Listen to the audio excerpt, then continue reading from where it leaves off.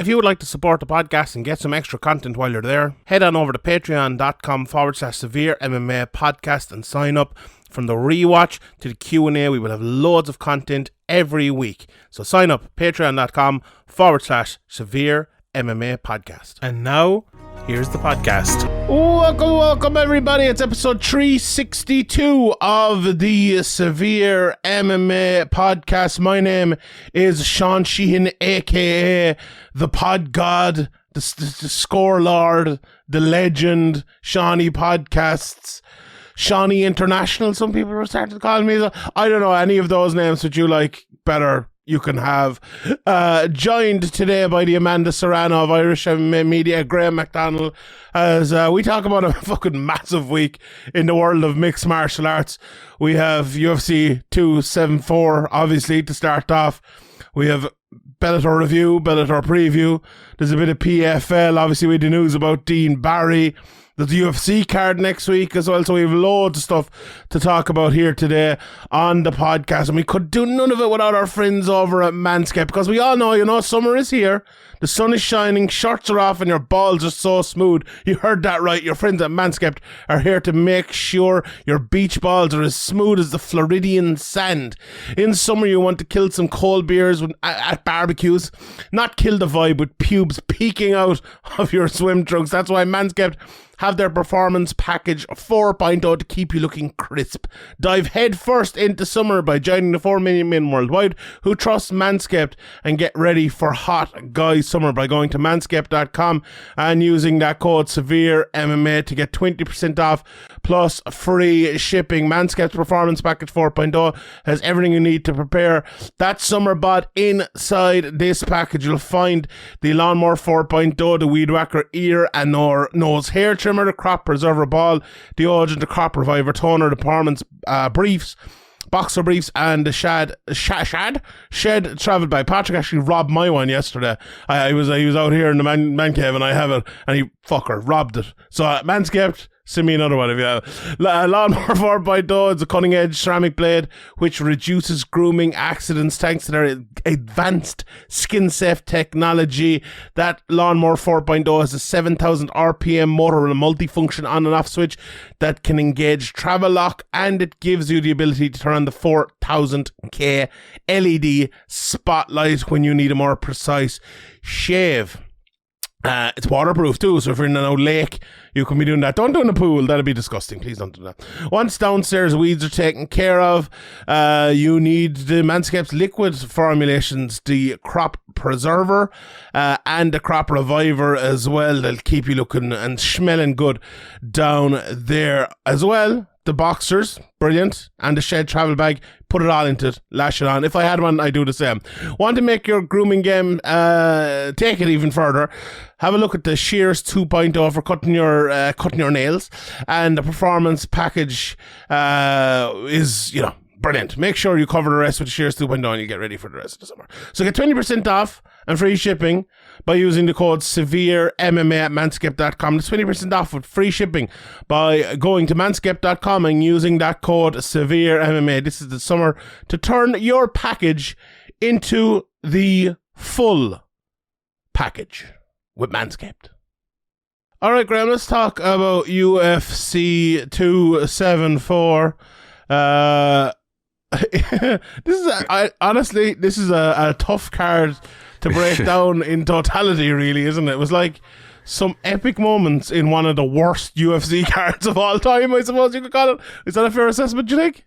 I think if you just tuned in for the main card, you would have seen the ups and downs as well, but the undercard was it was tough. There was obviously a couple of nice things mixed in there, but it was boring, yeah.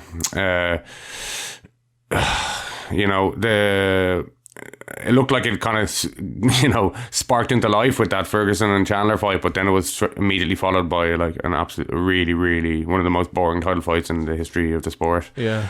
So yeah, it had its ups and downs, but mostly downs. Mostly downs, yeah. I missed the first 3 fights because I was out at a party, and it still felt like the longest card of all time. You were lucky. Fucking hell. Yeah, it was but apparently some of the fights were good. Lupi Godinez, did you see that one? Apparently she put on a very good display against Ariana Carnelosi. There's a split decision win for CJ Vergara and Journey Newson as well.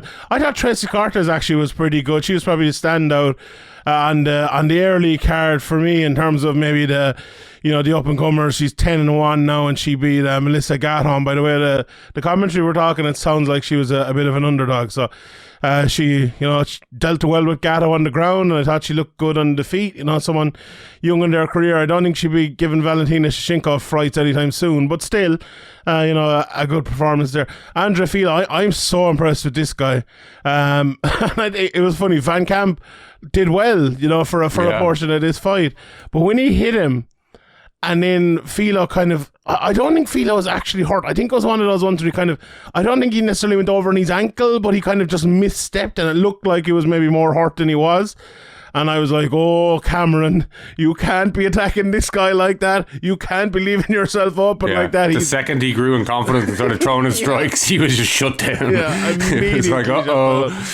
Even the commentators were like, something like, oh, Van Camp is growing in confidence here. He's looking good. Oh, he's dead. That was exactly a beautiful left hook knockout by Filo. Like, I tweeted last night, I think he's the top 5 fighter in the making. I think he has it all, to be honest. And people probably say, he lost to Miguel Pereira a couple of fights ago. But first of all, that's Miguel Pereira. And second of all, it was on short notice. And preparing for that matchup on short notice is very, very tough.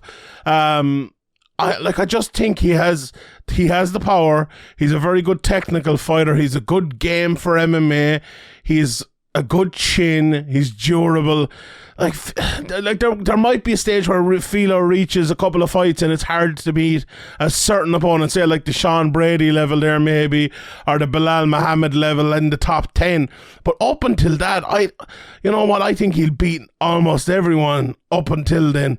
And I'm looking forward to seeing him doing it. He's one of these fighters, Graham, where you see him on the undercard, and it doesn't happen a lot these days. And maybe it's just me because I like him and I think he's a good fighter, but you're looking forward to his fight. And for someone new into the UFC, only 2 or 3 fights, it's kind of rare, isn't it? Do you feel the same way about him? I'm just trying to remember, if you remember right, what did the Miguel Pereira fight look like? He won the first round. He kind of hurt Miguel Pereira, didn't he? And then he kind of got a little bit tired, but Pereira came on, and I think he won the second and third. So it was a competitive fight, if I remember correctly. And then he bet Baeza only a couple of weeks ago there, who's a top prospect. So, he looks like, he went in there, didn't take too much damage. He could get back in there really quickly again. He obviously just fought last month as well, so he can build a bit of momentum here. It's once you step up at welterweight, it's there's a lot of beasts and difficult matchups in wrestling and everywhere really. But he's in a really good camp. He's in Sanford MMA, isn't he? He is. There's some beasts there. He'll be learning all the time. He's still only in his 28. He's still early in his career, so yeah, he definitely has a lot of potential. But there'll be a lot stiffer test in the UFC than Cameron Van Camp. 100%.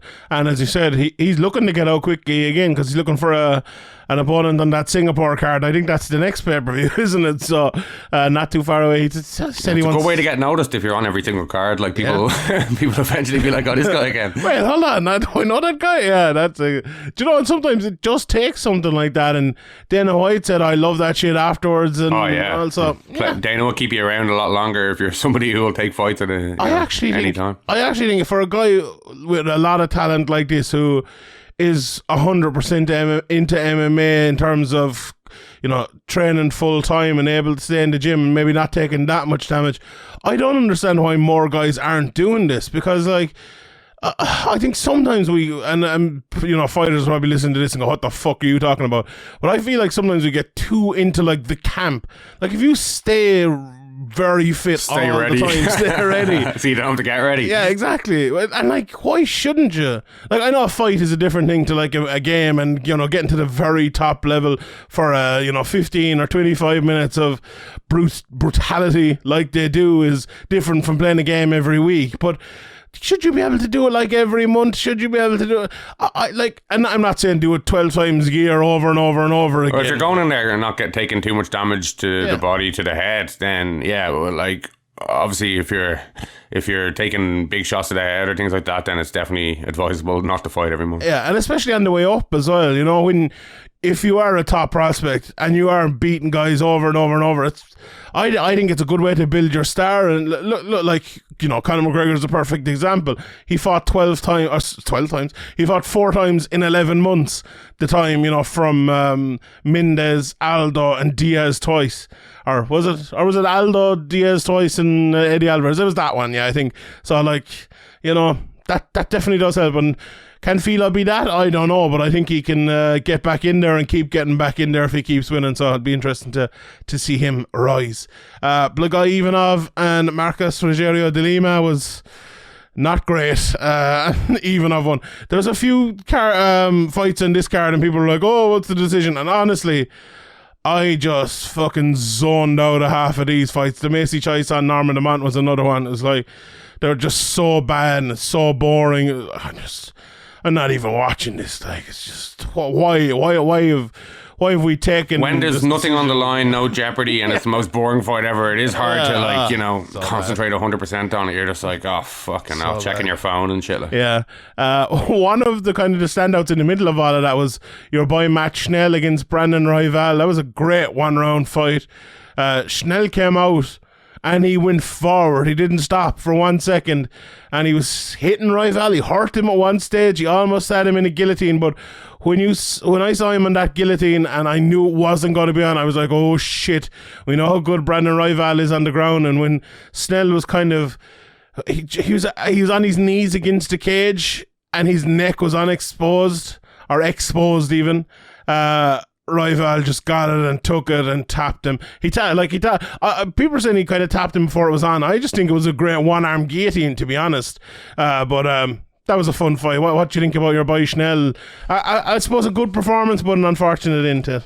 Yeah, I think it was a good game plan to come out like a house on fire and try and put it on him, and nearly worked it. Maybe if he hadn't gotten into the guillotine attempt and had tried to kind of play a little bit more patient from there, he might have got a few nice shots and finished the fight. But Royval, once it hits the ground, as you said, he's very dangerous, and it did seem like a matter of time.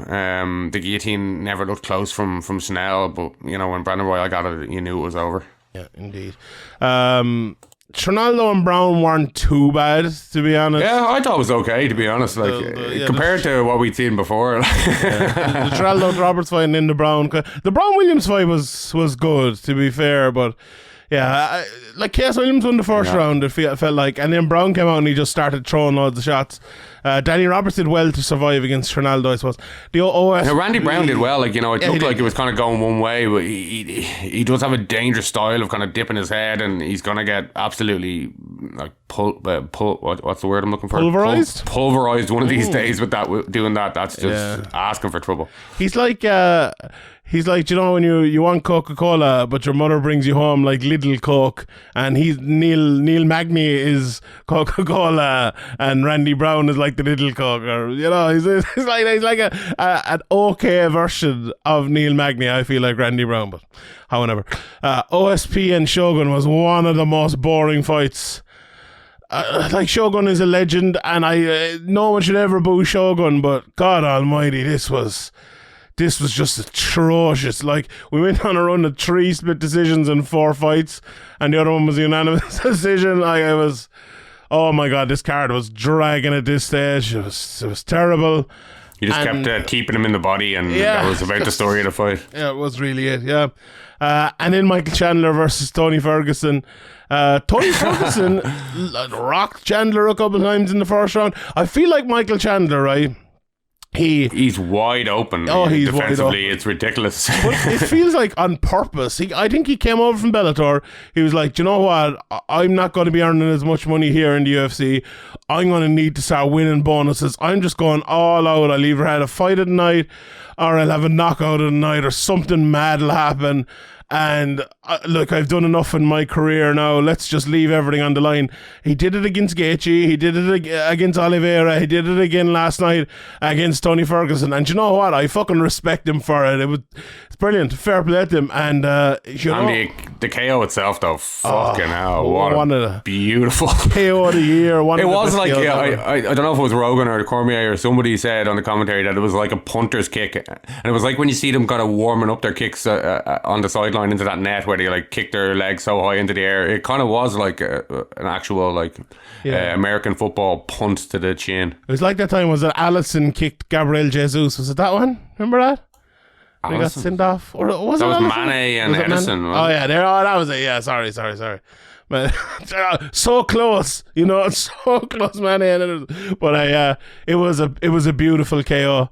And what did you think of Tony in the first round? Because sometimes we can maybe overblow it, but I thought he looked good. What do you think? Yeah, well, he looked really open to strikes as well, but that's kind of what we expect from Tony. And he landed the better strikes. I thought Chandler was very sloppy early in the fight.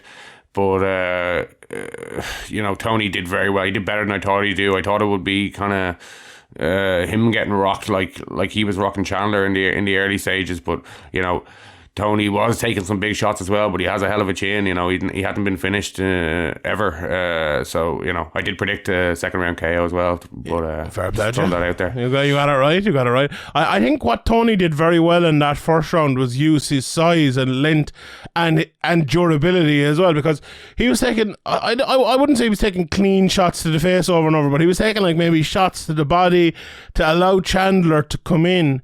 And then he was standing up tall and hitting Chandler on the counter afterwards. And Chandler was off balance every time he kind of got hit and wide open for him. So the shots from Ferguson, they mightn't have been the most powerful shots in the world, but they were hurting Chandler because he was so open for them and just taking them full on over and over, maybe 4 times throughout the round. And it was all down to Ferguson's kind of, I suppose, his bravery in the pocket. And it worked, it worked perfectly for him. Now, I think Chandler got that takedown at the right time, because Ferguson, it seemed like he was landing whenever he wanted, and Chandler was just overthrowing those shots. He almost fell over at one stage. He was throwing the shots too much, and Gaethje in the main event did the same thing. We'll get to that. Yeah, but I thought it was a great display from Ferguson in terms of, as you said, he was taking shots, but there was kind of a method to that madness, which is not always the case, I think, with Tony Ferguson.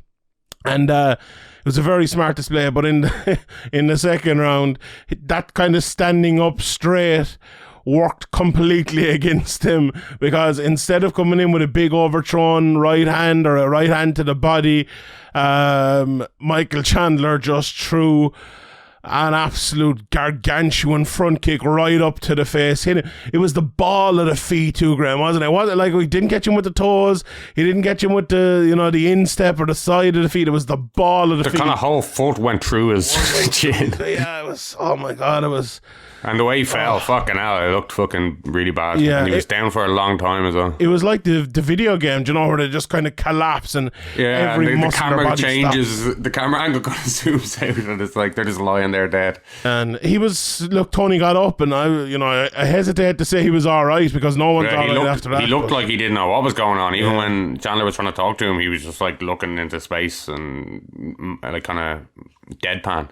Yeah, and UFC didn't play the replay for a while just to make sure Ferguson was alright, and then he got up and then they showed it. But I think they played it before he got up, though. Oh, did they? Oh, maybe. I think so. I actually rewound because I knew they were waiting. Maybe they knew he was okay before they got up. So yeah, sorry, I missed that. But they waited a while anyway. They definitely waited a while. But yeah, brilliant display here. It's difficult to know, I suppose, what to do with Chandler and with Ferguson. Dana White said afterwards that he thought Ferguson looked good as well, and it's not a case of Ferguson being done or anything. So it looks like he's going to get another fight. And yeah, I thought even though he got absolutely knocked out badly for the first time in his career, I thought he actually looked better than I expected. It's a kind of strange thing to say, but Ferguson, he looked like kind of the old Ferguson. Even though, like I've said so many times over the years, I think that guy's overrated by a lot of fans, but he's still dangerous for a lot of guys in this division, and he proved it again. But he'd want to take some serious time off after that KO. That looked brutal. Yeah, very nice.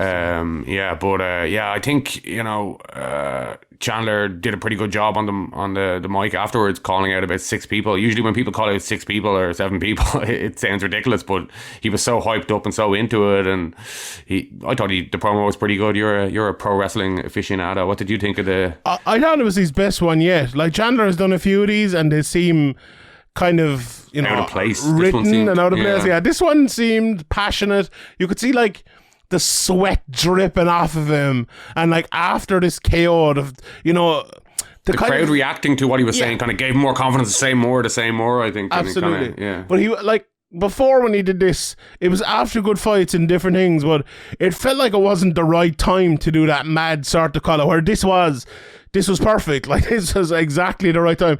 You have the lightweight title fight, well, half a lightweight title fight in the main event. You have, you know, McGregor on his way back, as we saw. I'm sure a lot of people have seen on Twitter, had a few things to say about this fight. You know, there's some great names there to call out, either the title fight or, you know, the biggest name in the history of the sport in terms of draw and all of that. So, yeah, it was a good call out, definitely by Chandler. For Ferguson, like, it was funny because, okay, you know, we'll get to Oliveiras. He kind of called out McGregor, and McGregor came out on Twitter and goes, yeah. And then he called out Chandler, and he kind of said, yeah, to that as well. And then he was kind of taking jibes at Ferguson, and it felt like he was waiting for months and months and years to have this jibe at Ferguson. He had the screenshot of the chicken nugget ready and everything to go. I still think that fight makes a lot of sense. Now, Ferguson mightn't be back in time or whatever, but I still think McGregor versus Ferguson makes sense, considering where McGregor's kind of coming from with the injury and everything like that. I don't know, but I don't know. Dana White said like he hadn't thought about Chandler versus McGregor, but maybe that could be a thing now. I don't know. What do you think is the move to do now? You know, the way if Ferguson had lost a back and forth decision, or even a, you know, kind of competitive decision, or lost a competitive decision, maybe I think it would have made sense to make the McGregor fight. And maybe the timing is good now with, you know, Ferguson needing to take some time off and being KO'd and Conor still coming back. But I don't know, I think Conor will probably be looking for a bigger fight. But, you know, will the UFC say you're going to fight Ferguson if Conor wants to fight somebody kind of, you know, higher ranked? Probably not. So I think it probably won't happen now. I think Ferguson needed to at least kind of, you know, make a competitive decision, loss of it, for that fight to be kind of viable. Yeah, I don't agree in terms of, like, I think they could still do it, but I think you are right in terms of what will happen. So, you know, we'll wait and see. At least it got me an invitation for dinner. Did you see that? Did you? No. Yeah, let's open up your Twitter. It was like myself and Connor had a bit of a back and forth. He invited me to the Black Forge for chicken wings and stuff. It was very funny. Very good. Yeah. Best mates now. Best mates. I'll bring you on with me, Graham. We'll have cheers. I'll tag along for a few chicken wings. Dinner on the house. It'd be nice. But yeah, let's talk about the rest of the cards. Carla Esparza won back her title from Rose Namajunas in. I know Jordan Breen disagreed, but what was the fight he said? I can't remember the fight he said, but there weren't many worse UFC title fights than this. It has to be up there. You know, it really has to be up there. There was barely a punch thrown in the first 3 rounds. And that's, if you haven't seen the fight, that's not an exaggeration. Like, and it was a full stand-up fight. It was, I think they said at one stage it was 7 seconds of ground control or something in the first 3 rounds. It was just turgid, awful stuff. Like, the first round, and we won't go through this whole fight round by round, because it's actually, and I think everyone kind of agreed, like, the scoring in this fight didn't even fucking matter, and now it mattered to the judges and everything, but it didn't matter a jot to the people watching, because it was so bad, and at the end of it we didn't care who won. But, like, Rose Namajunas landed 3 jabs, I would say, in the first round. Now, one of them had any bit of impact. Carla Esparza landed a leg kick, and honestly, I didn't see much else apart from that. So you're scoring it on one jab versus one leg kick. Yeah, I think one of the jabs kind of connected decently. That was basically what took the round for me for Rose. That's how ridiculously the lack of output was just unbelievable, really. you know, okay, sometimes you see this in the first round, not to this extent, and then they kind of get their bearings and it kind of, you know, becomes not a standoff sparring match. But this just continued and continued and continued as like a feeling out process and never got going, and was just absolutely terrible to watch. The commentators were saying, were making it seem worse than it was, I think, as the fight went on a little bit. I don't know about that. I think they did a good job. They were saying like, oh, this takedown attempt has won the round for Esparza and stuff. It's like, no, it hasn't. Didn't it though? No, I don't think so. I think Rose won the grappling exchanges. She defended like 90% of the takedowns, and you know, over the fight, and got her 100% of her takedowns during the fight, which is only one, obviously, but neither did anything with them. Rose was immediately able to get to her feet with no problem, and eating no strikes, and stuffed the rest of them with no problem. So I think failing on takedowns isn't scoring for me. Yeah, I agree on that. It was a tough one though, but like the second round, I actually thought was worse than the first round. There was fucking nothing in that second round. And now, okay, maybe now is a good time, because it's kind of pointless talking about this fight. It was so bad. And I feel bad. We've already recorded the second half of this podcast, and we didn't talk at all about Bellator versus Congo, thinking it was the worst possible fight that could happen. Not necessarily. This was worse. But let's the 10-10 round for a second. So people are probably listening like, why aren't these 10-10 rounds? It's like, so we talked in the first round there, and in every round there was a punch landed. I think everyone will kind of agree with that. If only one or two, right? But that's enough. That is enough. You have to weigh up which you're giving more weight to, more impact to, basically, and give the decision to that person. Exactly, 100%. If there is one punch landed, that is enough to do it. If there's no punches landed, let's say the first round went, not one punch was landed, well, then you would give the round based on effective aggressiveness.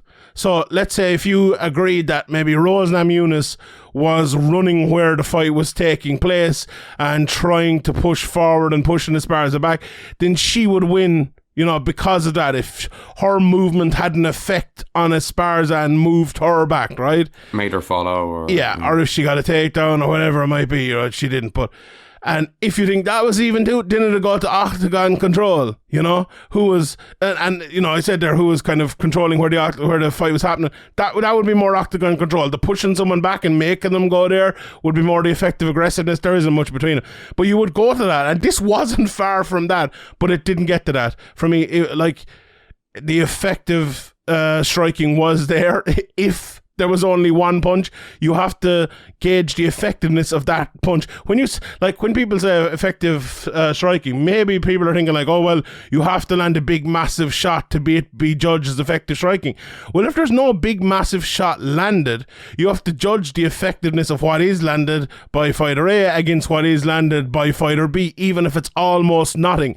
Now, this case, it was almost nothing. You know, it's like, you know, Liverpool played Villarreal the other day, Graham, and what was it, 3-4-2 was it, the game? You know, lots of 3-2, yeah, lots of goals all the way around. Or like, you know, some games, West Brom played Man United one time when it was 5-5, but like Liverpool can go out to the next game, you know, win 1-0. It's just because there was, and you know, have one shot and the other team have no shots at all, and it's a boring, you know, shit fest of a game. But it's still 1-0. You know, you still assess it on that one shot, that one goal. Even if another game has 10 goals, it has 50 shots and everything like that. You know, and let's say it's 6-5 instead of 5-5. It's different. You're not putting weight behind goal. Like, how much weight does that goal hold? No, indeed. But like, it's just like it's a bit of it's a weird example. But you get what I mean. Like, you don't.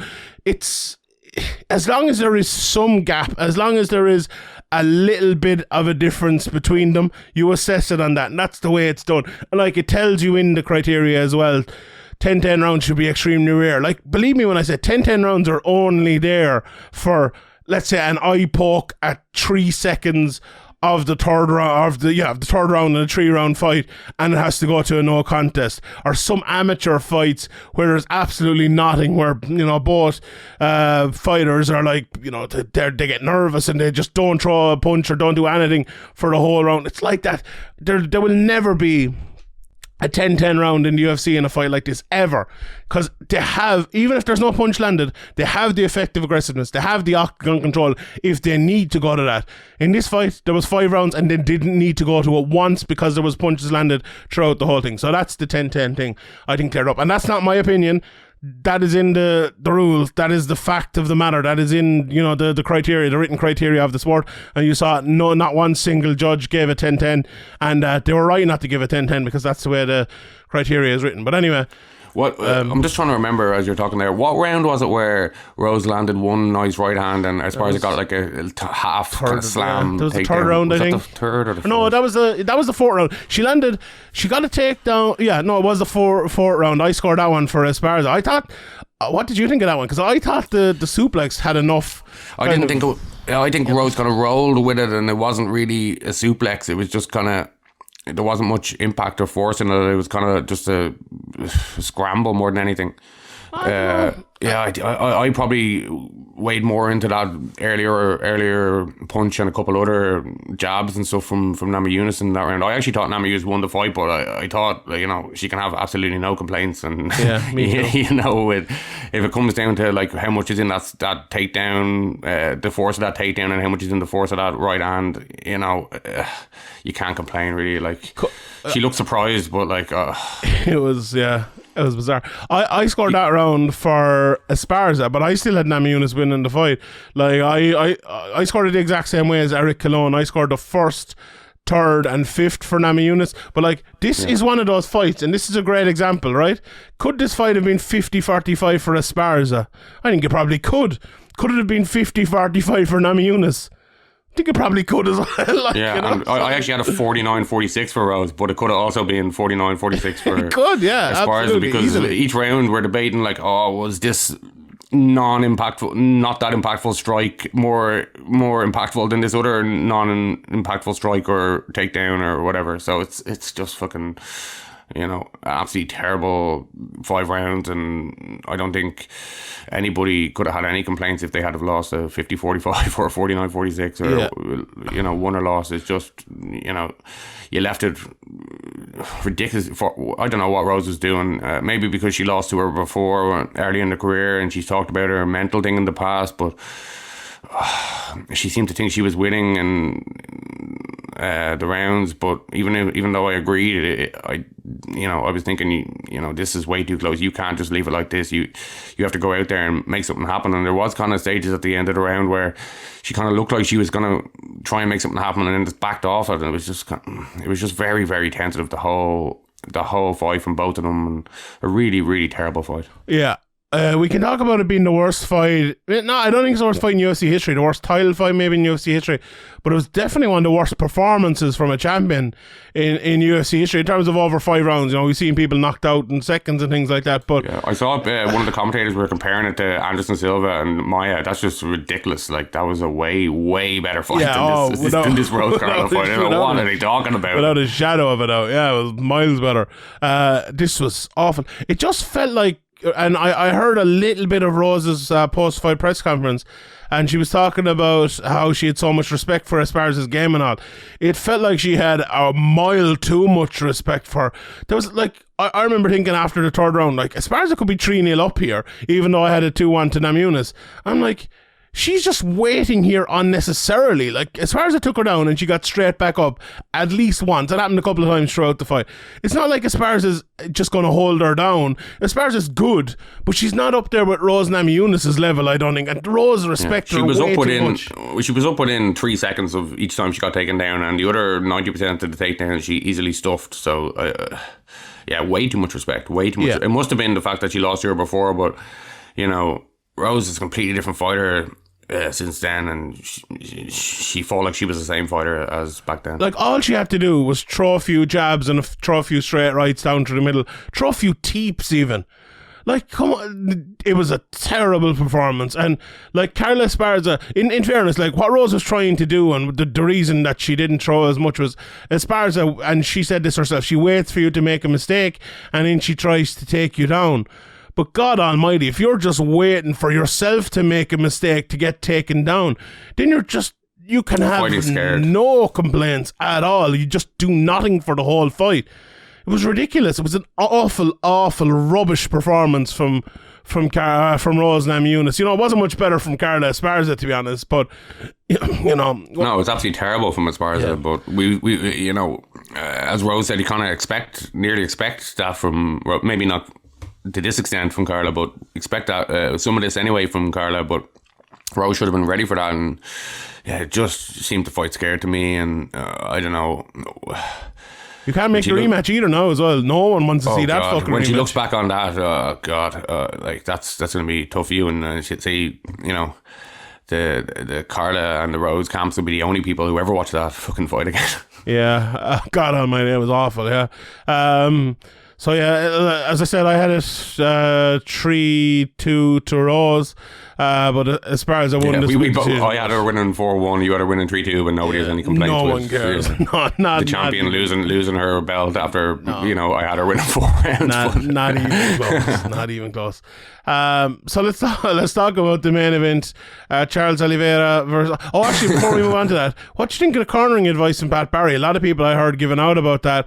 I actually didn't really hear it much live, but I don't understand. You've Trevor Whitman as your head coach, and you have Pat Barry giving you fucking corner advice. You think you'd have Trevor Whitman in there as the main guy? I don't know. Did you hear that? What did you think of that? Well, I wasn't paying too much close attention to what they were saying. All I remember from the cornering was "you're the best in the world" and things like that, trying to give her more kind of a pep talk than give her, actual urgency. Feels like that's a bit cliche at this stage now. They're just saying it because people expect them to say it, kind of thing. Maybe she doesn't need that, but you can mix it in with a bit of punching, give her a bit of urgency, why don't you try throw this combo, or why don't you actually do something? Bizarre. There was plenty of shots landed though in the main event, where Justin Gaethje and Charles Oliveira went to fucking war over 3 minutes and 22 seconds. We go into it. We talk about the weight miss? Yes. What did you think of that? What was your opinion on it? Oh, it's you feel for Charles in a way, but he's missed weight for the 5th time now, and it was only half a pound and all that. And I saw people saying, Iaquinta missed by 0.3 or 0.2 or something before and was able to fight for the title or whatever. But it's kind of the rules are the rules, and you miss 5 times, and I can kind of see where the UFC are coming from, but I think if it was a bigger star, they probably would have maybe they would have done it differently, but I don't know if they would have. It's a tough situation. Like, the UFC don't want this to happen either. They want their champion to make weight and not lose, have this, well, maybe this kind of actually added more attention to the fight, but I can see how Oliveiras feels hard done by, but all the stuff about the hotel scales and stuff, I think 19 or 18 out of 20 fighters made weight. So I think if a lot of other fighters had to miss weight, then maybe you have a better case there, and you might be onto something. But I think it's an unfortunate situation, and you can see why Oliveira feels hard done by, but I think it's probably the right decision. Yeah, in the rules. It was 28 out of 30 fighters, I think, because there was 15 fights on it, wasn't there? Yeah. So listen, this is a tough one for me, honestly, because I've always been an advocate for fuck weight cutting. I don't want weight cutting. I hate it. Has Nick Diaz said anything about the GSP fight? Too heavy, Johnny. Too heavy. What about the GSP though? That he told him, you're allowed a bit of overweight. Don't worry about it. Oh yeah, that's true. I fucking wish I'd put up that video of Nick Diaz roaring "too heavy, Johnny." Oh shit! What a missed opportunity. So the best thing about that is you couldn't get Nick Diaz to turn up to his own press conferences, and then he fucking drives across fucking town to fucking turn up and mock Johnny as he tries to make weight. Too heavy, Johnny. And it was, the best part again about it? It wasn't the weigh-in, was it? It was like the second weigh-in 2 hours later. Remember Johnny Hendricks? Yeah, he'd come in heavy, and he had the 2 hour window or whatever. Nick Diaz fucking drops it all and gets over there. Just waiting around for 2 hours to roar at him. Oh, that's a fucking classic. But yeah, look, my thoughts on it are this, right? If people need to blame the UFC if they're blaming anyone for this, because it's the UFC scale in the back was the one that was fucked up. Is it not the one in the back? I thought it was the one at the hotel that people were complaining about. Well, whichever, the one in the hotel is not a UFC scale, is it? Or is it what is a it? Commission scale? I don't know. Is it a hotel scale? It's a UFC. The UFC set that up. The only scale. I know they have a scale in the background where you can come and check your weight before you weigh in. That's there's UFC an official one. I don't know if any other ones are official. No, the only official one from the commission is the one that they step on they weigh in, and the other ones are UFC scales. They set them up, and the commission came out and said that to MMA fighting as well. Now they can calibrate. And you know what people are saying? Oh, they calibrate it with the official scale.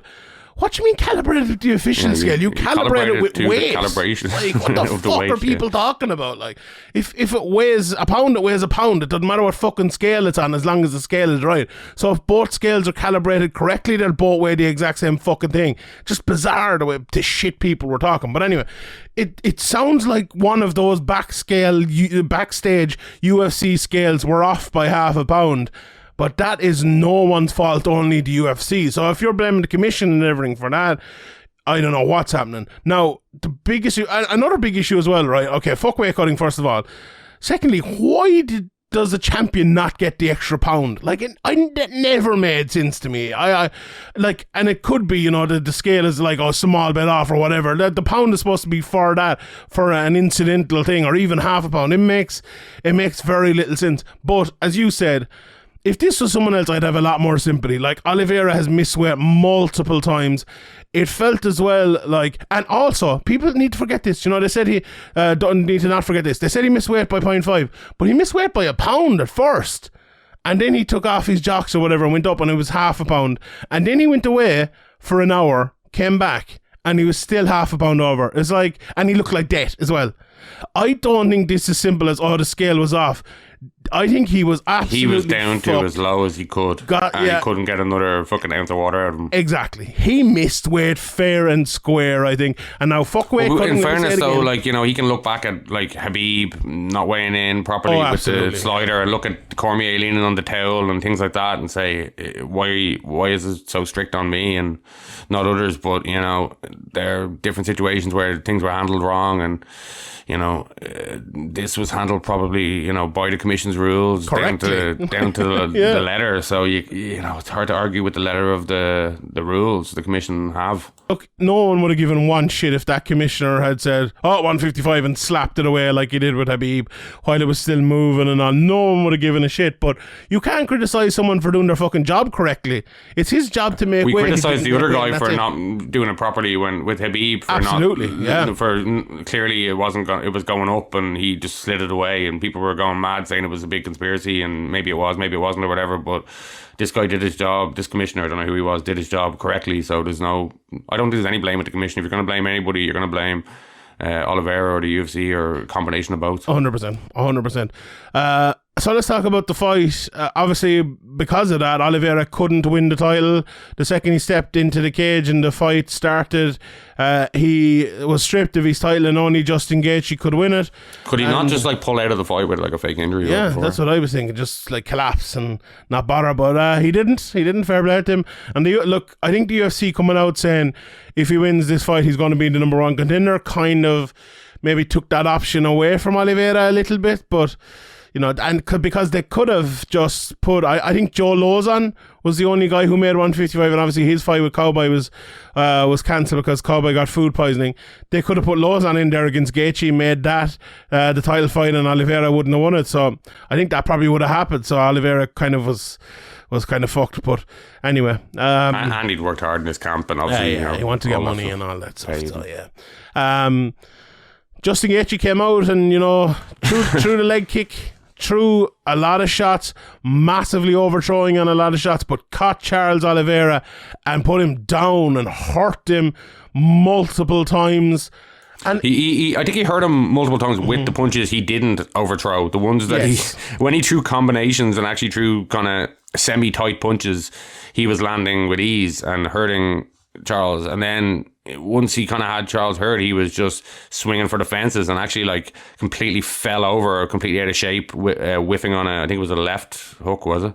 Yeah. Just ridiculous, just way overexcited, throwing way too much into it.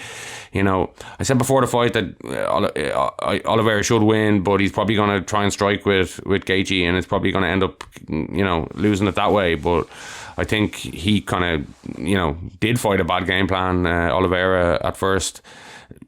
Probably Gaethje should have finished him if he had had some composure. He probably would have finished him, but he didn't have any composure. And Oliveira obviously has, it's obvious he's massively improved on the feet and was able to land his own shots and hurt Gaethje as well. But I think Gaethje kind of threw it away. But yeah, he did well for a little while on the ground. Oh, do you think so?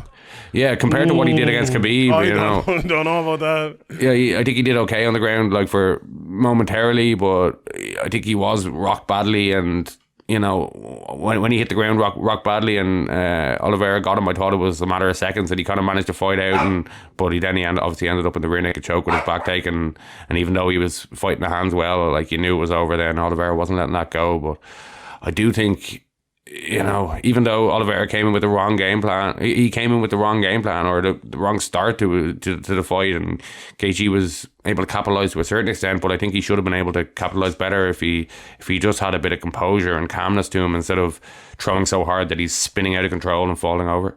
Yeah, I'm sure you got throwback vibes when Gaethje hit him with that, I think it was a right hand, and Oliveira took a step backwards and just fell to his back, and it was a really bad camera angle, but it felt like, oh shit, this is Oliveira again, not necessarily giving up, but being like the fight beaten out of him. But as you said that word composure, and I saw McGregor was tweeting about it as well, that or he said it in a video he put up about Oliveira being too composed, and that was it. And that's, it's something I've known about Oliveira watching his fights, but it's not something maybe that stood out in terms of like you say it in the analysis coming up to the fight, but I think it has to be going forward. He was so composed even when he was hurt. It was brilliant, and that's what won him the fight. That's what kept him in there, because he knew what to do to kind of come back. He knew to get those hands up, stay in the pocket, stop taking those big shots from Gaethje, and kind of wait it out a little bit and land when he needed to land. And I think that's exactly what he did, and that's why he kind of won the fight.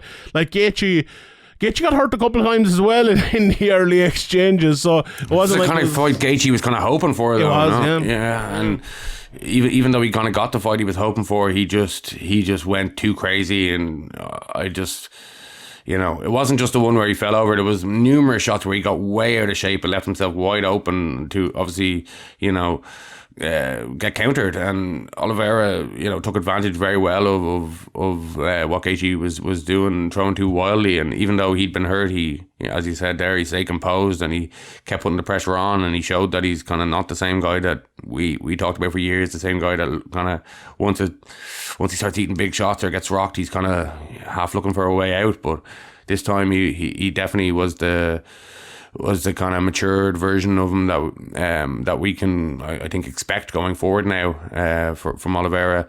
I think even though you mentioned the kind of delayed reaction of going down, he kept fighting. That's a big thing about him that kind of kept him from being an elite fighter for years. And we've doubted him over the years, but now I think you can kind of, I don't know, put that behind him. You can, those doubts are kind of gone now. He's shown it too many times now, consistently, that we can kind of, hopefully anyway, forget about that.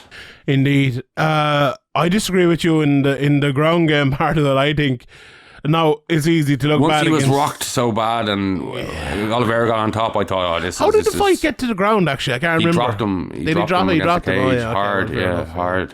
I thought once he was dropped and on the ground, he was going to be like, it was going to be like a couple of seconds here. Like I was going full Joe Rogan and all. I was like, this is done. Like, he was only just getting on napping. But Oliveira did pull guard a couple of times as well during the fight, which I've been calling for a lot recently, and I'm glad people are doing it. But he had him in kind of a mounted triangle almost, but he kind of slipped off it. It was just too kind of thinking about the armbar, thinking about he was a bit high on. I think he was a bit high and kind of had a strange angle on the triangle, but Gaethje did well to. I don't think he did to survive as long as he did on the ground. I think, even though he survived like 30 seconds. Yeah, but when you're rocked that hard against somebody as good as Oliveira, with his good chokes, and you've kind of shown I know Khabib is a different animal in terms of grappling, wrestling kind of style of grappling, but Yeah, I think in my thought process, when he got dropped and Oliveira got on him, I thought, oh, this is done. But he managed to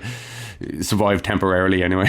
Yeah, I think it was more about the position, as you said. He was too high on it than anything else. And the biggest issue I see, and maybe it's a function of him being hurt, but when from a layman, I'm looking from the outside in, not having a clue about jiu-jitsu, but I always find that you see the biggest differences in jiu-jitsu when one guy moves, gets into a position, and the other guy just stays in that position and accepts it. In terms of like, it feels like, you know, what was it that Hicks and Gracie said? It was like, you move, then I move, then you move, then I move, and then the fight is over. What, you know that thing they talk about jiu-jitsu? It feels like Oliveira was moving and Gaethje wasn't moving, and he just took that position and ended up choking him. Now maybe that is, look, Gaethje, we all know Gaethje's a far superior grappler than almost everyone in that division, but I think he had a willing foe there in Justin Gaethje. I don't think Gaethje's good on the ground whatsoever, and we see, you know, I called it last year. I said Charles Oliveira by submission, and that's exactly what happened, and it was a brilliant performance. But look, a fun fight again, and Gaethje is always in fun fights, and we'll always love to see him fight, so, you know, fair play to him. Fair play. That's it. Anything we left out from that card, Graham? Did we get it all? Did we touch on everything? Yeah, I think so. There wasn't much on the undercard, as you mentioned, but it was kind of saved by the Chandler and the Gaethje fights.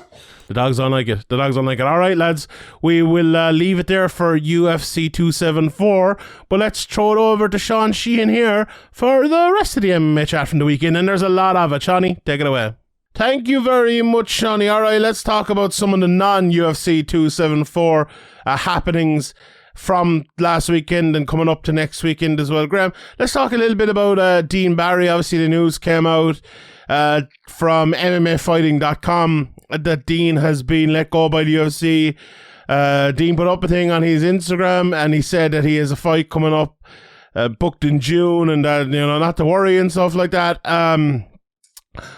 I think it's a very unfortunate situation, I suppose, from start to finish. I put up a tweet kind of saying, you know, I feel bad for Dean, that very little of it was actually his fault, and, you know, I think we kind of said that before the fight as well, but I think some people maybe misinterpreted that. Okay, the kicks in the balls and the eye poke, although the eye poke, which we talked about last week, I don't think was as much of a fault as people are making out. But anyway, I'm not talking about that. Look, that can happen in a fight. Anyone can get fucking disqualified. It shouldn't have been a disqualification. It should have been a no contest. Any fight can end in a no contest. That was just unfortunate. You know, Dean Barry didn't go out mean to fucking do that. If you think that, you're fucking, I don't know what to think. You know, it was, okay, he took the consequences, absolutely. What I'm talking about, very little of it being his fault. Him being put into the UFC before it was time. You know, I think he'd probably admit that himself. From a physical point of view, in terms of at 170, that wasn't his fault. You know, put him in at a weight class, at least one weight class above where he should be fighting.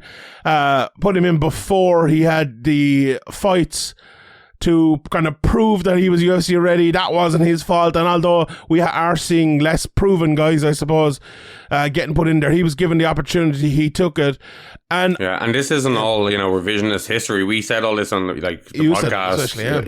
Well, we did. We said this about so many fighters, like not just Dean Barry, but people getting into the UFC too early, and how it's so difficult to say no to the UFC. And, you know, the fighter's obviously going to take it, and it's not really, you know, their fault. And it's, you know, as you said, there's just an experience level that there used to be an experience level that you required. There used to be a thing called UFC caliber that we used to always talk about, and you had to kind of, you know, prove yourself to a certain level, and that's gone now. And maybe even with Dean saying, you know, oh, they have plans for me, they kind of like my style, and they're bringing me in trying to do this. That used to happen. Like, that used to be like, okay, we'll keep an eye on you. You go fight for one of these promotions that we kind of keep an eye on and see how you get on. And, you know, people are very quick to kind of blame Dean and to jump down Dean's throat and kind of, you know, hate on him and kind of laugh at him and all that stuff. And I saw even people say, oh, you let down the Irish MMA scene and all this nonsense. Like, that was ridiculous. Yeah, you know, this is just ridiculous. You know, okay, you can give blame to Dean for the nut shots and the eye poke and even if you agree with us and think it wasn't deliberate, you could say, oh yeah, it was sloppy, it was his fault because of the sloppiness, whatever. Yeah, fair enough. But, I don't think he deserves all this treatment he's getting at all. Like, and I think if people actually thought about it properly, they wouldn't, I know people online are just going to fucking say what they say, but, people online and other people who are not just, an egg on Twitter or whatever, saying it means a bit more, and people need to be careful what they're saying, I think. Yeah, 100%. Look, I think Dean, and he'd probably admit it himself, I think he struggled mentally with all of this. He's posted a couple of times, I'm only human, and you have to feel for him. I know, I reached out to Dean a couple of times and I wanted to get him on to talk about the situation. This is before the news came out that he got cut and everything, and then he got cut, and I felt really bad for kind of doing that, because I'd never want to put someone in that fucking situation, but on the commentary, it was one of these, someone said, he's let the scene down. It was one of these Instagram journalists that have popped up over the course of, the pandemic and things like that. And, I was thinking about it because it was going around and there was a lot of fighters giving out about it and things. And I saw a few media members coming out, standing up for that person who said that. Look, there's a very thin line, and it's a one you cross when you've crossed it, because we've all probably crossed it a few times, Graham, me especially, back in the day when we were starting out, and I needed someone, say, like you, or the lads coming up needed someone like you or me now who've been doing it for years to kind of tell them. And that's the problem when you're out doing it on your own and you feel like you have a voice to say anything.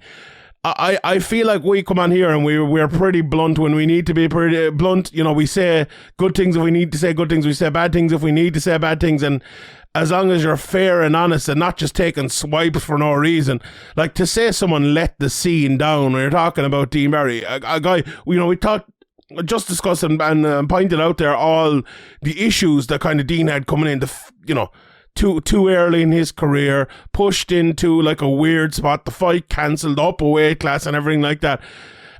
Okay, he went in against the easiest matchup he could possibly have gotten. He went badly wrong, but to let someone down, to let the scene down, like, it's so weird. And it's not as if Dean Barry was like part of the Irish MMA scene either. Like, he's not one of the guys that came up through Cage Warriors and everything. He's like, Dean Barry was away fighting in, he was all over the world, and he fought in UAE Warriors and he fought over in Titan. It's not as if he's part of the scene. It was just a bizarre thing to say, but we won't dwell on idiots like that anyway. But but it is a bigger issue for, say, guys like Dean, when they're looking at every comment from every idiot on Instagram or Twitter or whatever it might be. Now, some of it can be constructive, like when you were talking before and you were saying, like, this fight, should it be on it? And when you're in that position, you kind of have to take that criticism. You have to listen to that criticism and get past it. You have to realize that's real criticism and move past it. Like we've seen that with fighters throughout the years, that there have been certain issues, there have been certain things. Someone maybe got a title shot when they didn't deserve one, or being in the UFC when they didn't deserve it. You have to kind of be able to mentally move past that. And I think for Dean, he probably admit himself he wasn't.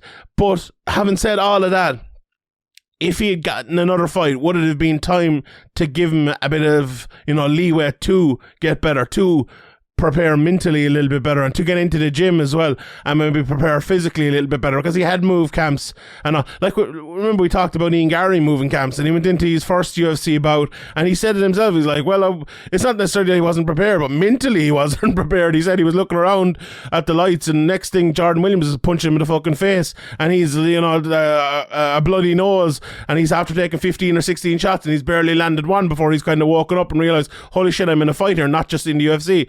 It feels like Dean Barry got none of that leeway, and it's probably because he's not, a fan favourite like Ian Gary, or was at the time anyway, in terms of Ian Gary, and he's not kind of part of the scene and everyone kind of knows him. What we have seen of Dean Barry has been his kind of like online persona, and maybe not dealing with it that well, but that, as he said himself, he's still human, he's still a guy, he's still given that opportunity, and then like very unfairly, I think, cut without giving even a second opportunity to show that he can survive mentally, physically, technically and tactically in the UFC.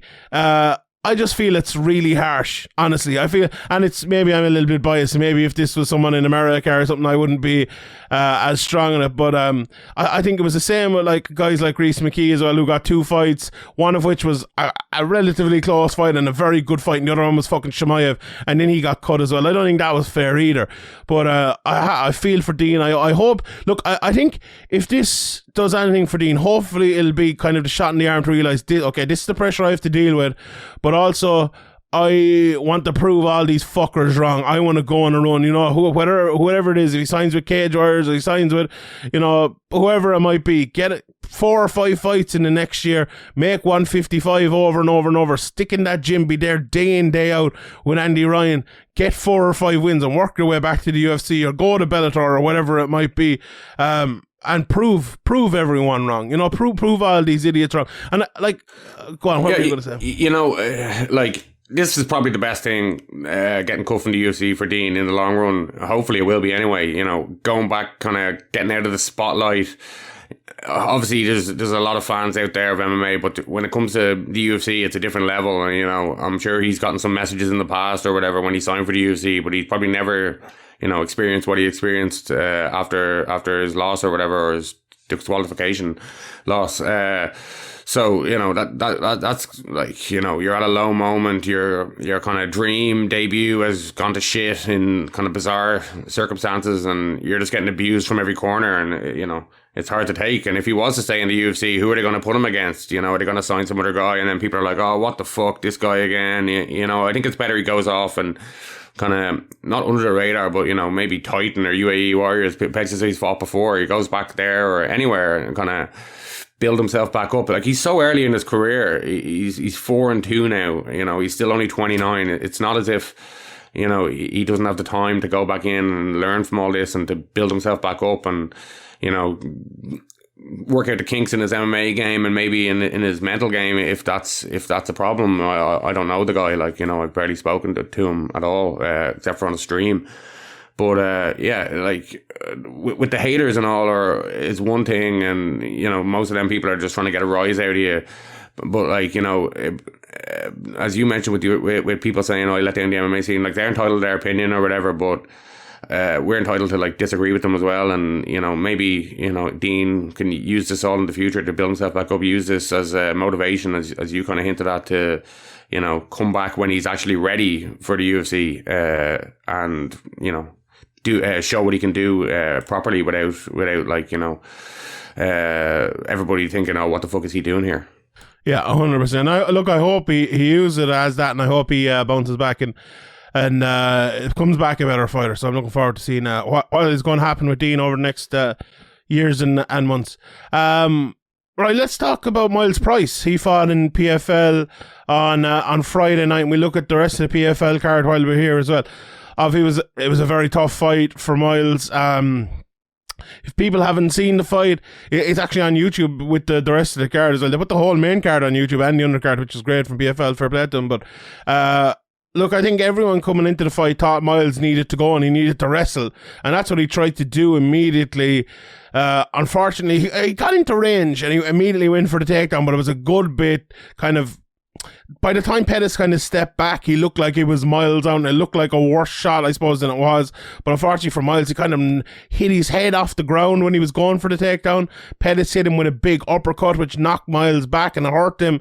But he did well and he survived and he got on the ground. But Pettis was on top of him. No elbows, I think, really helps the old guy on the bottom. So Miles wasn't taking that much damage. Pettis was landing a few shots, but Miles was being very defensive and holding on. He stayed there for maybe about 2.5, 3 minutes. Ended up turning Pettis around, tried to get a Kimura sweep at one stage, but did end up getting Pettis back on the ground, getting on top of him. And there was maybe a slight opportunity where he could have either gone to side control, possibly, or just kind of pushed off and got back up. But he decided, look, my game is to wrestle Pettis to get on top of him, so let's jump on top of him.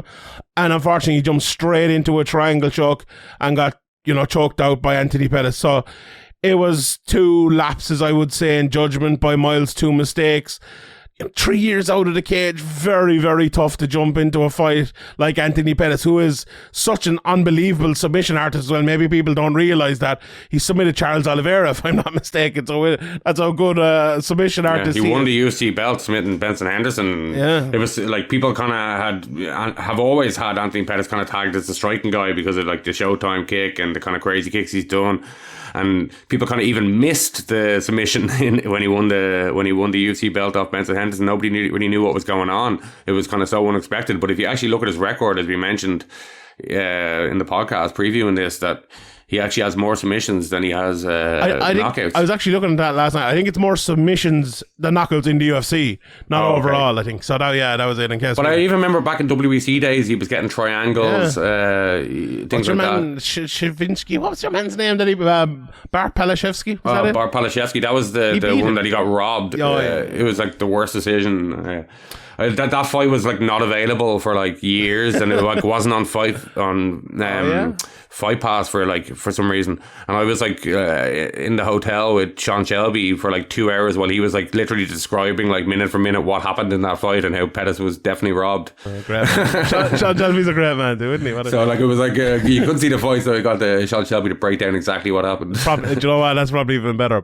What do you think of Miles Rice? He's a dangerous guy everywhere. Pettis is, and he showed that. And as we mentioned in the previewing this, like a long time out of the cage, coming in against somebody so dangerous is always such a big task. It's like a huge fight for Miles Price as well. Like I don't know if he's ever been in a spot like this. Pettis has been as well. That can work both ways. Maybe Pettis doesn't take it as seriously as Miles Price and all that kind of stuff, but Pettis has been there and seen it all, and he just had too much for Miles Price everywhere, really. Like Miles did, he toughed it out for a while, but obviously he kind of, as you said, kind of made a mistake and kind of jumped into that triangle, and Pettis was happy to accept the position and the submission. Yeah, I think if this fight maybe had come second in this year, it might have been a little bit different when he's a bit of the cobwebs off and could use his wrestling maybe to better quell the attacks of Anthony Pettis. But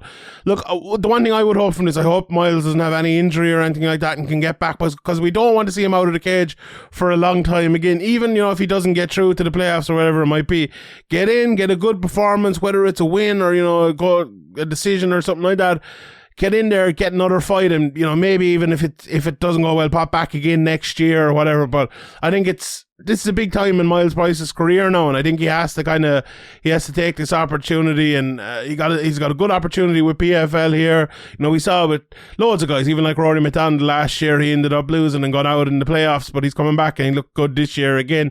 And I think that's kind of what Miles' aim should be now. Get in there. If you get a win and you get through, absolutely fantastic, but I think the performance should be the big thing here, and then think about next year's one as well while you're doing it, because the PFL, they're good. They give fights. There's that big $1 million at the end of it as well. So I'm looking forward to seeing Miles back, and I hope he comes back. And obviously Pettis looked good and looked better than he did in a while, so he'll move on in that tournament as well. And 6 points as well for the first round finish for Pettis. So that's a big a big step towards that $1 million. Mm-hmm. Elsewhere on this card, in the 155-pound women's divisions.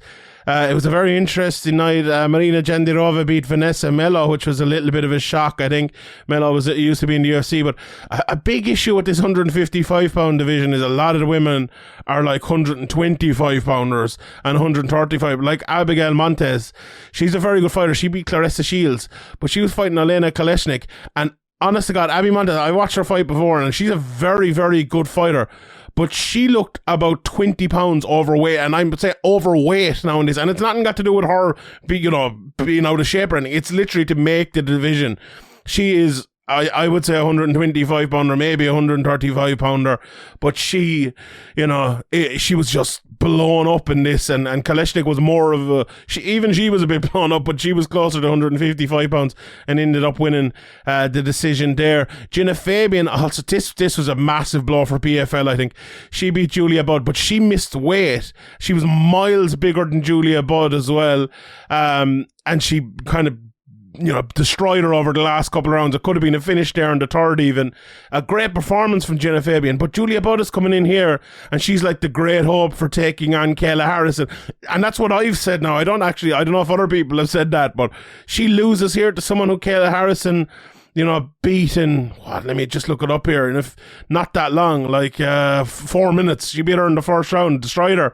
It's like, it's not a great look ahead, but, Julia Budd gets the points because Jenna Fabian missed weight and Jenna Fabian gets no points, so she wins her next fight against whoever it might be, she'll probably progress, but it was a bit of a disaster for the PFL, that result, in my opinion, because it takes the shine off of that fight. If Julia Budd had won a couple of fights and then maybe or 3 fights or whatever it is, and then faced Keller Harrison in the final, I think it would have been a really hyped fight, but that seems to be what's happening in PFL over the last while. But look, we won't stay in that forever. Giral Al-Shawi beat Gleison Tibau by split decision as well. They were calling him a prospect, even though he made his debut 13 years ago or something like that. Gleison Tibau made his debut in 1999 as well. Another split decision. Sidibu Sai beat Nikolai Al-Shakin in the rematch. There were some boring fights in this undercard, let's be honest. Another split decision. Delano Taylor, who put on a great performance to beat Zoe Jeffereno on short notice. Magomedov. What's his name? Magomed Kerimov, sorry. He's out of the tournament. He couldn't get a visa to come over. I assume he's in Russia. So he's out of the tournament. That's a big blow for that tournament. Larissa Pacheco got a win inside of 1 minute 25 seconds. She's probably going to be the biggest test again for Kayla Harrison, but she's lost her twice already. Rory McDonald absolutely destroyed Brett Cooper. There you go. He took him down. I love this performance from Rory McDonald. This is what I want to see from Rory. Take guys down, choke them out. It was easy. Carlos Leal with a massive underdog win against Ray Cooper the third. Ray came in overweight. Leal took it on short notice because Ray's opponent fell out, and Ray had some good moments in the third round, but Leal beat him and deservedly beat him in a very, very good performance there from him. And, Ray, I was admonished by a couple of people and I said maybe Ray Cooper better off going to UFC after last year. Looks like a good suggestion now, if we're being honest, because fresh coat of paint. And I spoke about it a couple of weeks ago with Lance Palmer. It just feels like, he's won his couple of million now. It feels like he's a little bit done with the PFL, and maybe better off if Ray Cooper and Lance Palmer as well moved on. But, Ray could bounce back as well very quickly. And in the main event, Kayla Harrison, probably the worst performance of her career, if we're being honest. I think she kind of said that herself. She could describe it as dog crap, but still and all, she got a 30-27 win over Marina Montequina, who was game, who was hard to take down at times, who didn't take much damage. But 15 minutes for Kayla Harrison and a good but not great performance, an okay performance, I think you would call it there, but she moves on anyway. Right, let's move to Bellator, and I'll quickly run through some of these. Boubacar Kamara, Yusuf Cuevas, and Lucy Bertois got wins in the first 3 fights. Beautiful straight right knockout for Kamara there. Standing TKO for Cuevas. People are criticising Brian Minor a little bit for this one. I thought it was a good stoppage, actually. Duclos was hurt Cuevas at the start of the fight. I thought that was very good, the fact that he let it go, because he was still in the fight. And then Duclos got badly hurt himself. He was on real wobbly legs. And I think the key here, and why I thought it was a good stoppage, was he was on wobbly legs, right? He gave him the opportunity to keep going. He got hit again. He was on wobbly legs again. And then he got hit with another shot, and he was falling backwards at like a rate of knots. And Cuevas was kind of coming in, about to throw a straight right. And to me, it looked like it was going to be an undefended shot. Now, as soon as Minor kind of stopped the fight, your man got his hands up, which made it look a little bit worse, I suppose. But do you know what? I think it was a good stoppage. I think it was a good stoppage, especially this early in their career and everything like that. Do you need to be taking that damage? I would side on the early stoppage there rather than the late one. And, why wasn't egregious anyway, I don't think. Yves Landuding got a beautiful body kick knockout over Gavin Hughes. That was one of my bets for the weekend. Very good. Soddenbach and Carly Leary. Graham, I don't know if you've seen this fight or not, but people are going mad over this decision. I need to go back and watch it. I know we were recording here a little bit earlier, and I haven't got a chance to go back, so maybe I will before the Q&A, and I'll let people know. But Do you know, Charlie Leary, watching live, and I wasn't scoring. I had my Chinese for the Friday evening, and I was kind of half watching. I was like, oh, Jesus, Charlie Leary is winning here. And then one judge has a 30-27. Now, as I said, I wasn't watching fully, and I have to go back and watch it, and I will watch it. And it's not like I'm not doing an Arsene Wenger here, just avoiding it, but I wasn't watching it fully, so I'm not going to, I'm not going to comment on it. But a lot of people said it wasn't the best decision in the world, and they thought Charlie Leary deserved more, and certainly didn't deserve 30-27. I know you watched back and saw highlights of it, but I didn't see the full fight. I missed most of the prelim, but I saw the Sherdog had scored it for Leary as the only media score in MMA decisions. But I didn't. I couldn't. I'll go back and I'll check it out, and I'll let people know in the Q&A this week. Jordan Barton got a split decision win over Fabakar Diatta. Then Thibaut Gouti beat Liu Long. Jesus, Graham, I don't know, did you hear the bit of an interview I did with Liu Long during the week? What do you think of that? When he was kind of saying, he's nearly started crying, saying he could feed his family now because he's with Bellator, and with Cage Warriors he couldn't.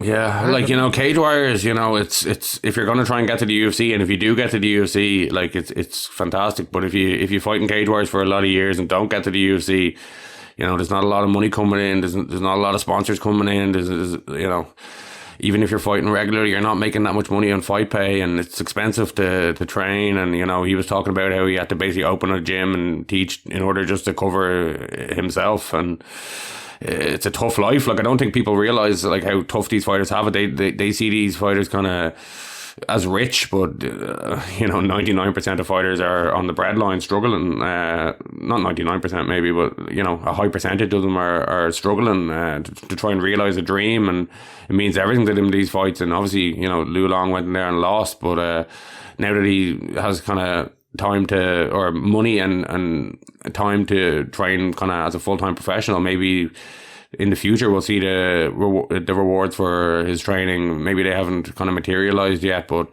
obviously it's a tough loss for him. But it's good to hear that he's kind of able to relax about his family life and his money and all that stuff, because obviously it's tough enough training and going into a cage and fighting somebody, but having the stress of worrying about where your meals are coming from and things like that, and needing to win to get a win bonus or whatever and stuff like that is a lot of strain on people, on fighters. Yeah, 100%. And it's one thing we must give Bellator credit for, and probably don't give them credit enough, is the amount of money they've brought to these shores. And I think a lot of fighters really appreciate it, and maybe it's not the dream for some fighters, and maybe fighters are kind of like, well, when it goes for them, they're kind of happy they're gone from. But still, and all, that money is a big thing, and fair play to them for bringing it. But anyway, Pedro Carvalho then lost a split decision to Piotr Niedzielski.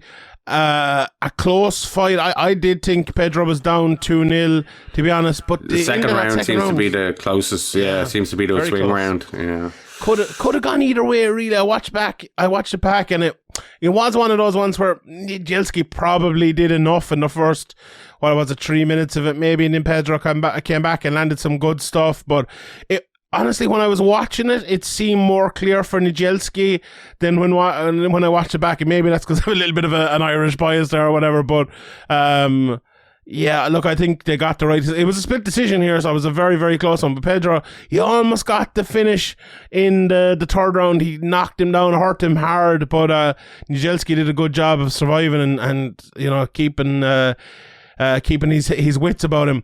It was a very odd fight again. And Bellator have been doing this over and over and over. I think Andy put it up, a tweet about it. He beat a ranked guy in Weichel the last time. He was up in the rankings himself, and now he's fighting a really tough unranked guy.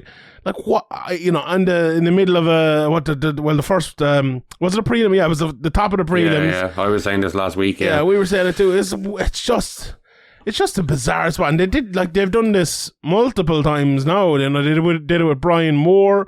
They did it with Kiefer Crosby. Yeah, they don't seem to recognize when momentum is building a little bit, and they just seem to, we need to fight this guy. We need to find somebody. Oh, how about this guy? Just throw them together without really, considering who's got momentum. Carvalho is coming off the probably biggest win of his career, and in front of a big crowd, big event for Bellator, a lot of people talking about it and stuff like that. And then you know, now they put him in here and he loses a split decision and the momentum's gonna derail. And it's shooting themselves in the foot because Pedro was like a big star at the last Dublin show. I know you were at it, Graham. He got a big reception, and afterwards he probably gave one of the best interviews, and he was one of the only kind of Irish trained guy anyway, to win that night. And no, a few of them did, and don't get me wrong, but in one of the big fights, because there was Queally lost, and who else was it? No, Queally wasn't on the card. I don't know. Anyway, it doesn't matter. But he he kind of emerged from that as a bit of a star, and as I said, gave a great interview and stuff. Like, okay, and you could say, look, this was good matchmaking because it was a split decision, it was an even fight, either guy could have won, and that's true, and I have no problem with that. But you're supposed to be running your this business, and you're supposed to be running a promotion to kind of move guys forward in the division or to create kind of stars, and it just felt like this is like, what's Nijelski going to do? Like, are they running the show in Poland? Is he going to be a big star there? Probably not. Let's be honest here. And I'm not saying like give easy favourable matchups or anything like that, but give Pedro someone in the rankings to move him forward, or hold him and have him fight in Ireland, or I don't know. It just made very little sense. And anyway, look, it doesn't matter. It doesn't matter. It doesn't matter. Gregory Babin absolutely took out Mike Shipman in the first round. Just too powerful. Shipman, I honestly, I don't think I've ever seen someone look as muscular as Mike Shipman did coming into this fight. He was like a fucking brick shithouse. Bodybuilder. And it did not go well for him. Babin came in and he looked really good. Lorenz Larkin as well absolutely destroyed Kyle Stewart. Davy Gallon beat Benjamin Brander. We're going to have to keep an eye on Gallon. This guy is a very, very, very good fighter. You know, he's good on the feet, and he got a win from a ground and pound in the crucifix here. Beautiful stuff altogether. So definitely keep an eye on Davy Gallon. Yeah, he looked really good again. You know, some vicious elbows, good control from the crucifix. Brander just was stuck there, just eating shots, and it was a good stoppage and a dominant performance. And you know, he's looking really good. Very good. Yoel Romero didn't beat Alex Polizzi, just destroyed him. Yeah. This finish. So the fight ended. He's whipping out the Steven Seagal shit again as well. Why? What was he doing? Just the hands moving. Yeah. I don't know if it's Steven Seagal, but it's some of them fake martial art. A bit of Aikido, sure, you can't beat it. Yeah, and look, he's fighting. They're doing the match again with himself and Melvin Manoff in Dublin. I can't wait. I was on the fence about going to that card, honestly, because hotels in Dublin are so expensive, but I can't miss Yoel Romero. I have to see it. That's why I'll be there. But he beat Alex Polizzi in kind of a slightly more output-driven fighter than he usually fights. And poor Alex Polizzi was on the wrong side of that.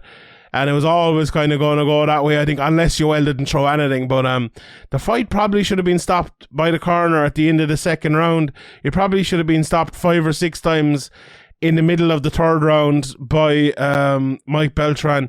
And then when he did decide to stop it, the fight was already over. It was about 3 seconds after the fight was over. Now, the clock had gone, but also the bell had gone. And they called it, my biggest issue with this, right, they called it 4:59 of round 3, which was fucking bullshit. 5:02. It was 5:03. And I think you can, I might be mistaken, I actually haven't asked the ref, but I must ask him. I remember seeing this with a submission before, but I'm not sure if it's the same with a KO. If you can't get up of your own will and can't go back to the corner or look knocked out, then they can stop it at 5 minutes of round 3. And if they had called this 5 minutes around 3, I would have said nothing. I think a TK or a KO at 5 minutes around 3, I don't think there's anything. No, maybe there is something wrong with that, but I think that's okay. I might be wrong. But to call it 4:59, it was not in any way, shape, or form 4:59 at all. And I saw it was weird as well. Yoel Romero's winning decision. He just destroyed him. Why wouldn't you just not call off the fight? Let it go to a decision and let Yoel Romero win that way and at least save Polizzi a bit. I don't know. Honestly, Mike Beltran, I'm sure he's a lovely guy and all. He's not a great referee. He just isn't. He just isn't a great referee.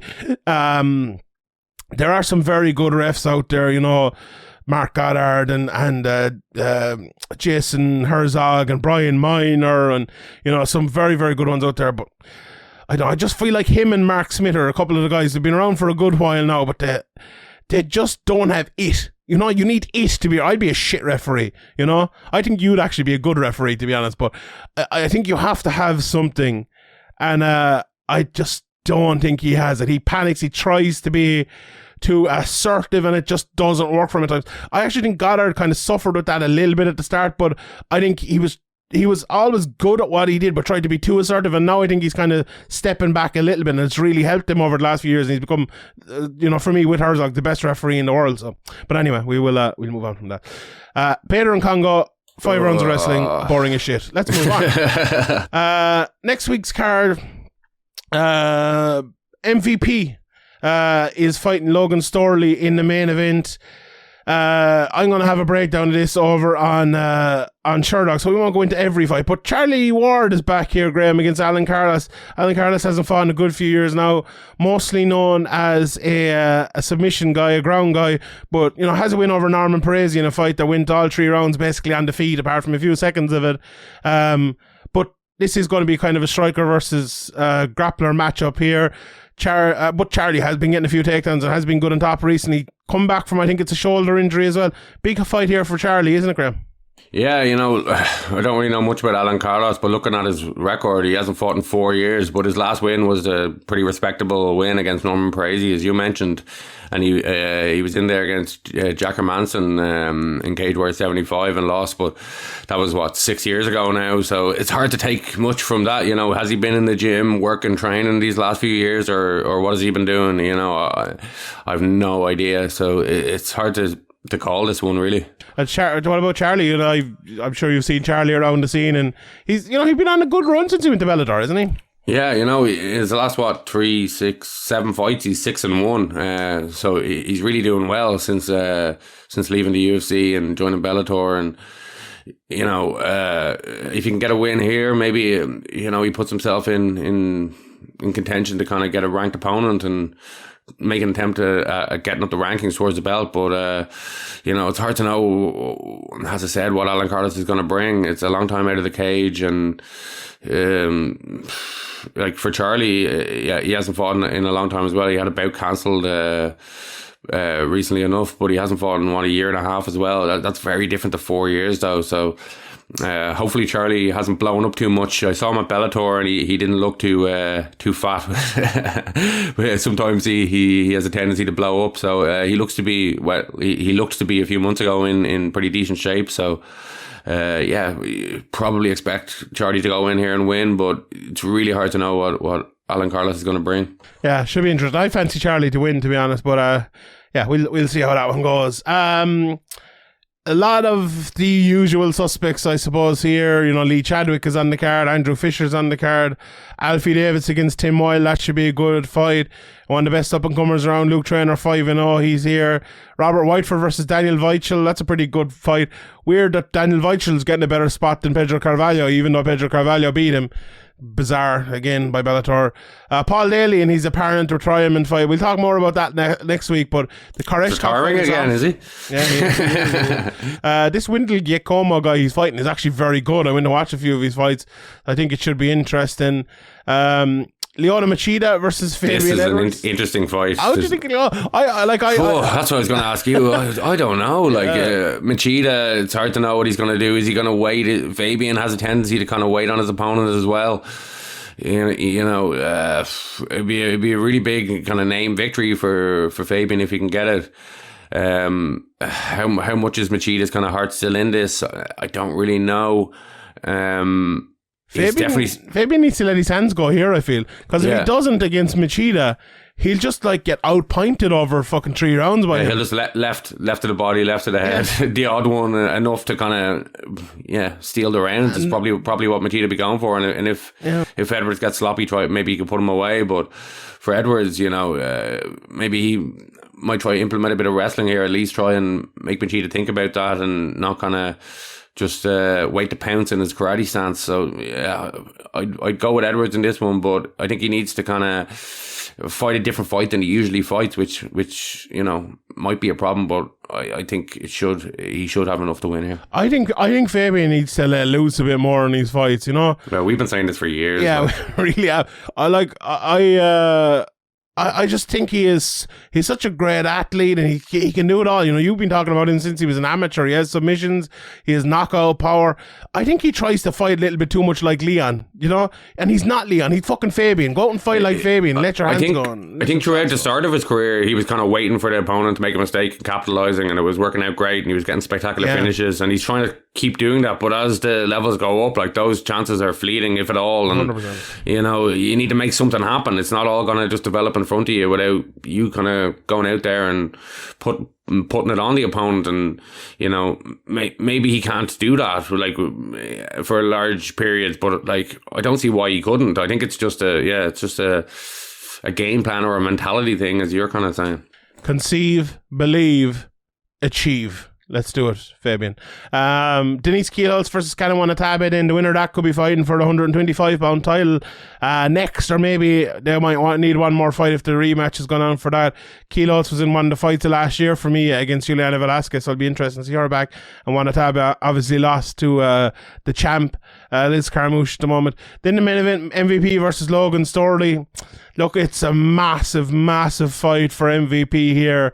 As we know, he is that wild, elusive outside striker with the low hands and the feet moving constantly.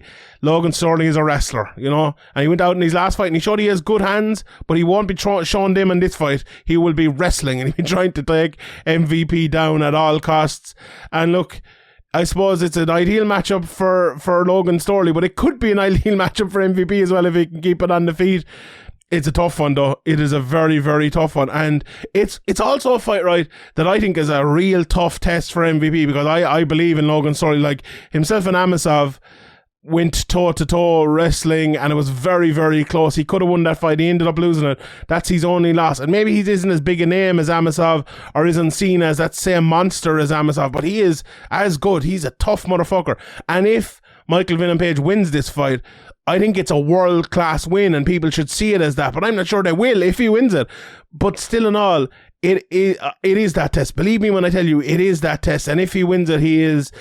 he is an interim champion, obviously, but he has kind of answered a few questions. But he needs to answer those questions. And if he doesn't, it's going to be a very, very interesting path to see where MVP goes after this, and to see what he does, because his whole career has been, fighting guys who are not on his level, if we're being real, up until the Lima fight, up until very recently.